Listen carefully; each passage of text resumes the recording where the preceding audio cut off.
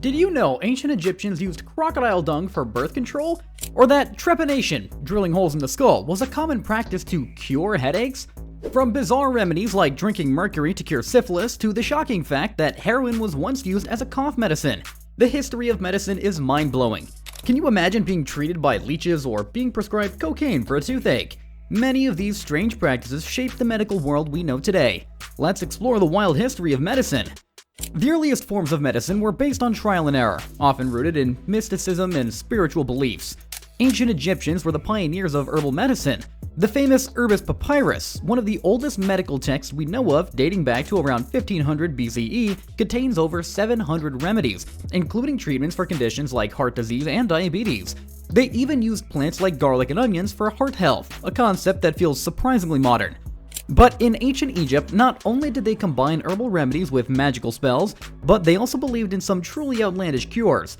For example, if someone was bitten by a dog, they might rub the dog's hair into the wound as a treatment. And let's not forget their contraceptive methods. Placing crocodile dung inside a woman's body was believed to prevent pregnancy. That might sound pretty risky, right? But they had faith in these remedies, thinking they could control the body with both a mix of herbs, incantations, and, well, crocodile dung. Meanwhile, in Mesopotamia, things were equally strange. The doctors, who were often also priests, believed illness were the result of angry gods or evil spirits. One way to drive away these spirits? Sleeping with a human skull beside your bed to protect you from sickness. Can you imagine how terrifying that would be? And it wasn't just about scaring spirits away. Mesopotamian doctors were also some of the earliest to attempt surgeries like trepanation, drilling holes in the skull to treat conditions like seizures or migraines. It sounds horrifying, but many survived. In India, the Ayurveda, an ancient medical system still practiced today, was much more systematic. It treated conditions with herbal remedies, but it also had its share of wild ideas. Some Ayurvedic texts recommended drinking urine as a cure for certain ailments, a practice some people still follow today. These ancient practices influenced modern medicine. They might sound strange now, but they set the groundwork for everything from surgery to pharmaceuticals. Greek and Roman medicine laid some of the most intriguing foundations for modern healthcare. In the world of Greek and Roman medicine, two names stand out: Hippocrates and Galen. Hippocrates, often called the father of medicine, changed everything. He was the first to suggest that diseases were not caused by supernatural forces, but by natural causes. Hippocrates introduced the concept of four humors: blood, phlegm, black bile, and yellow bile. He believed that a balance of these humors was essential for good health. This idea influenced medicine for centuries. Doctors even took the Hippocratic Oath, a pledge to treat patients ethically, which many still honor today. Now let's talk about Galen, who came after Hippocrates. Galen was a Roman physician and made huge strides in anatomy and physiology. What's crazy is that he wasn't allowed to dissect human bodies due to Roman laws, so he worked on animals, especially primates because they closely resembled humans. These dissections gave him insight into the human body. Here's a mind-blowing fact. Galen believed that the liver was the center of emotions and that blood was continuously generated from the liver. His teachings dominated medical thinking for about 1400 years. Imagine that. People were misled for so long because they trusted Galen's word. But not everything was perfect in their practices. Galen had some bizarre treatments, including using animal parts and remedies, like using the heart of a goat to cure various ailments. Many people in ancient Rome believed in these methods, leading to some very odd concoctions being used as medicine. Interestingly enough, Hippocrates also stressed the importance of diet and lifestyle in healing. He recommended rest, exercise, and a balanced diet long before those ideas became popular again. After the fall of the Roman Empire, Europe entered what we often call the Dark Ages, a time when much of the medical knowledge from ancient civilizations was lost. People turned to superstition and treatments became more mystical than scientific. Bloodletting, for example, was one of the most common treatments, based on the belief that illness were caused by an imbalance of bodily fluids, or humors. It wasn't uncommon for medieval doctors to use leeches or perform risky surgeries without anesthesia, which often did more harm than good. Meanwhile, in the Islamic world, knowledge was preserved and advanced. Scholars like Avicenna, known for his medical encyclopedia, The Canon of Medicine, introduced new ideas that would help shape medicine for centuries. His work wasn't just influential in the Islamic world, it became a standard medical text in Europe for hundreds of years. This is an often overlooked fact. While Europe struggled with superstition, the Islamic world was pushing the boundaries of medical science. Then came the Black Death, which swept through Europe in the 14th century, killing about a third of the population. People were terrified, and many believed the plague was divine punishment. This led to some bizarre responses, like the flagellants, who whipped themselves in public, believing that physical suffering would atone for their sins and stop the plague. However, despite the chaos, the plague indirectly pushed forward public health practices. Quarantine was one of these. Cities began isolating incoming ships and travelers to contain the disease, and this concept of quarantine, from the Italian Guarnigiani, or 40 days, is still in use today. The plague was devastating, but it also forced society to rethink how diseases spread, leading to early attempts at public health. The Renaissance brought a major shift in the way people thought about medicine. For centuries, the teaching of ancient authorities like Galen had been treated as gospel, but Renaissance thinkers began to question these old beliefs. One of the most fascinating figures was Andreas Vesalius. In 1543, he published De Humani Corpios Fabrica, a groundbreaking book that corrected many of Galen's misconceptions.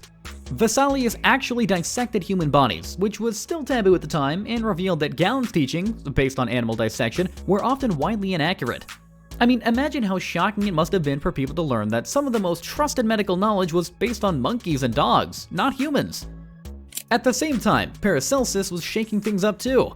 He rejected the ancient four humors theory, which had dominated Western medicine for centuries.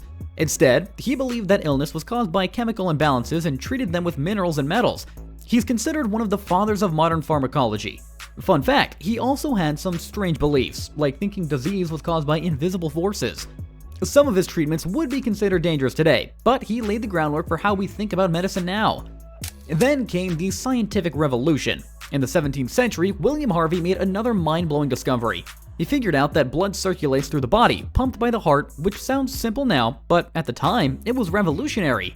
Before Harvey, people believed blood just sloshed around inside the body aimlessly, with the liver generating new blood constantly. Harvey's work on the circulatory system turned all that upside down and completely reshaped the medical world. Finally, in the 19th century, scientists like Louis Pasteur and Robert Koch revolutionized how we understand diseases. Germ theory was introduced, and it was the final nail in the coffin of the old theory of humors. Pasteur's discovery that tiny microorganisms, germs, cause diseases was a game changer. It's hard to imagine now, but before germ theory, doctors didn't even wash their hands between patients. Koch went on to identify specific bacteria responsible for diseases like tuberculosis, confirming that pathogens, not bad blood or imbalances, cause illness. These discoveries didn't just change medicine, they changed how we view the human body and diseases forever.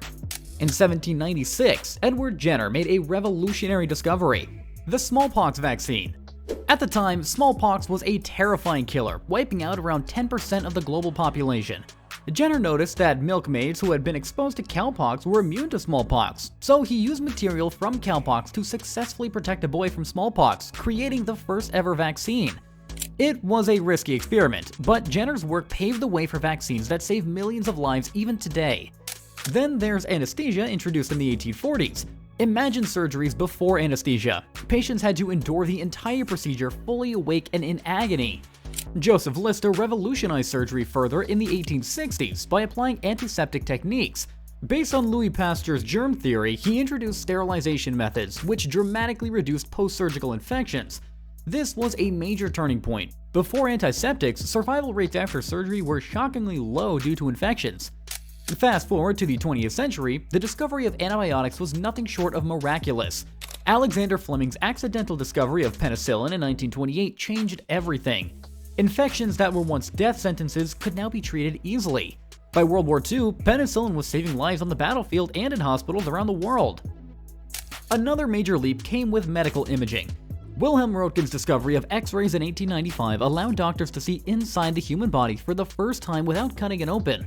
This paved the way for more advanced imaging techniques like CT scans and MRIs, which today help diagnose everything from broken bones to tumors without invasive procedures. Then came transplants, unimaginable a century earlier. In 1954, the very first successful kidney transplant was performed, and by the 1960s, doctors were transplanting hearts, livers, and lungs, saving countless lives. Organ transplantation is now routine, but it was once considered science fiction. Today, medicine is entering uncharted territory with genetic engineering and robotics. CRISPR gene editing is allowing scientists to alter DNA, potentially curing genetic diseases at their source. Robotic surgery, like the Da Vinci system, is enabling surgeons to perform precise, minimal invasive operations, reducing recovery times for patients. And what about the future? Imagine this. What if a simple gene edit could not only cure genetic diseases, but also enhance human abilities? Sounds like science fiction, right? But we're on the brink of such groundbreaking advancements in medicine. So, if you found this exploration of medical history fascinating, then don't forget to like and subscribe to Mr. History for more incredible stories from the past and future.